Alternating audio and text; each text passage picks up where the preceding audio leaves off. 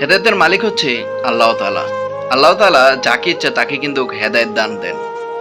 হ্যাঁ, সেভাবে আল্লাহ তাআলা হেদায়েত দিয়েছেন দক্ষিণ কোরিয়ার জনপ্রিয় পোপ তারকা এবং কি জনপ্রিয় কন্টেন্ট ক্রিয়েটর ইউটিউবার। তার আগে নাম ছিল জে কিম। ইসলাম ধর্ম গ্রহণ করে সে দাউদ কিম হয়ে গিয়েছেন। তার স্বপ্নে সে কিন্তু পৃথিবীর সারা দেশে ঘুরেছেন, বাংলাদেশে ঘুরেছেন, মক্কা মদিনা সব জায়গায় গিয়েছেন।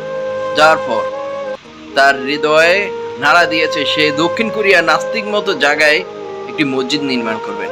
দক্ষিণ কোরিয়া কিন্তু যেখানে ধর্ম প্রচার করা তো দুর্গা মসজিদ নির্মাণ করবে কি, সেখানে সে ইচ্ছা পোষণ করেছে। সে ইনস্টাগ্রামে পোস্ট করেছে আর 2-3 মাস আগে যে সেই মসজিদ নির্মাণ করবে দক্ষিণ কোরিয়ায় ইউসিং একটি এলাকায়। তো ওই এলাকায় মালিকের কাছ থেকেও জমি কিন্তু ক্রয় করেছেন। ক্রয় করার পর অনেক বাধা বিপত্তি আসে। স্থানীয়রা আন্দোলন নামে মিছিল মিটিং করে, তার নামে টাকা পয়সা লেনদেন, মসজিদ নির্মাণের নিয়ে টাকা পয়সা অনেক কিছু তার নামে নানান ধরনের কথা উঠায়।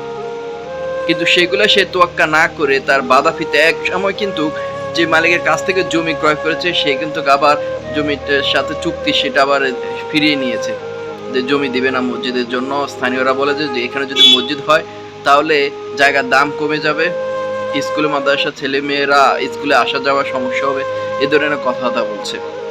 কিন্তু সে সবকিছু বাধা বিপত্তি পেরিয়ে সে মসজিদ নির্মাণ করেছে, আল্লাহর ঘর তৈরি করেছে। সে ঘরে সে নামাজ পড়েছে, কয়েকজন অনুসারীকে দেখছি যে নামাজ পড়ছে তার সাথে। সে একটি কথা কি বলেছে জানেন? দাউদ কিম বলেছে জানেন, ইনস্টাগ্রামে সে কিন্তু শেয়ার করেছে সেই মুহূর্তের ছবিগুলা। সে বলেছে আমি পবিত্র আল্লাহর ঘর তৈরি করতে পেরেছি। আমি আশা করি আমার সমর্থক যারা আছে, অনুসারীরা যারা আছে, তারা যারা এইসব কাজে সহযোগিতা করেছে তাদেরকে সাপোর্ট করবে। আর বাংলাদেশকেও সে ধন্যবাদ দিয়েছে। সে আল্লাহ সন্তুষ্টি প্রকাশ করেছেন।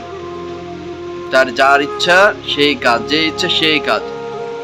আল্লাহ তাআলা যাকে হেদায়েত দেন তাকে সেই আল্লাহ তাআলা যাকে হেদায়েত দেন সেই হেদায়েত প্রাপ্তি লাভ করেন। আলহামদুলিল্লাহ। কত আপনারা কি সুবহানাল্লাহ আলহামদুলিল্লাহ বলবেন না? দাউদ কিমের জন্য শুভকামনা করেন। আসসালামু আলাইকুম।